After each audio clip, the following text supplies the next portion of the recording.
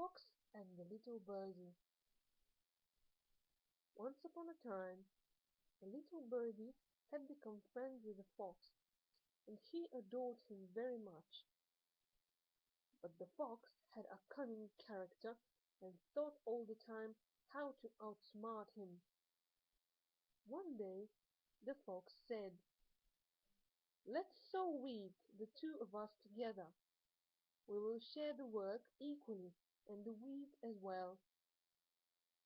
People say the birdie agreed, and off they went to the cornfield, as it was time to sow the grain. But since the fox was unbelievably lazy, he outfoxed the birdie.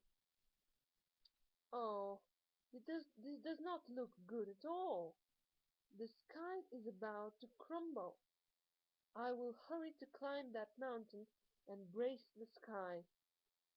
If I don't do it, then the sky will surely fall down and crush our cornfield." He told the birdie, and the little birdie believed him. "My friend, how will you be able to do that all by yourself? Can you then lift the sky?"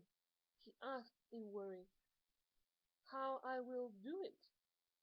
What can I do but to give my very best so that we may live?" said the fox. And so the cunning fox climbed upon the mountain, lay down with his legs folded comfortably beneath him, and slept the day away. Meanwhile the poor birdie did all the hard work. He scattered the grain, he sowed the wheat. When the seasons turned to fall, and it was time to cut the wheat, the fox helped himself to another trick. "Oh," he said, "this does not look good at all. It is surely about to rain, and then our wheat will be spoiled. I will have to go again and fence the clouds." And the birdie believes him again. "My dear friend, how will you do that all by yourself?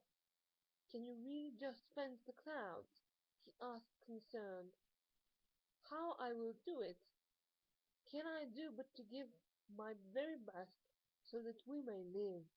the fox replied, and off he went until he was out at the birdie's side. Then he stretched himself and sat himself down comfortably, so people say. The poor little birdie, who did not doubt the fox at all, worked in a great hurry to harvest the wheat. When the time came to bring the cut wheat into their barn, the fox found another excuse. "If I don't protect it from the wind, it will surely be blown away," he announced, and went off. And so the poor birdie again worked hard the whole day to bring and cut wheat into the barn, and to separate it from the chaff. So it is told. Meanwhile the fox was lazy, and lay in the sun. After the little birdie had finished fanning the wheat, and had done away with the chaffs, it called for the fox. "Fox, my dear friend, please come here. Now we want to share the wheat." Hearing this, the fox hurried back. When the little birdie saw him, it asked, "Fox, my friend, how will we share the wheat between us?" The fox pretended to think about it, then he said, "I will take 9 parts out of 10. I will give you that 10th part. It is so because my work was harder than the work you did. Not everybody can brace the sky, fence the clouds, and hold off the wind." "That is very true," said the birdie, and gave him 9 parts out of 10. But since the 10th part that remained for the little birdie was all too small, it started to cry. When a guard dog saw it crying so bitterly, it came over and asked, "Little birdie, why are you crying?" Who has wronged you?" And so the birdie told him all that had happened. After the dog had heard his tale, he became very angry. "Why have you become friends with a fox, who is such a bad, bad animal?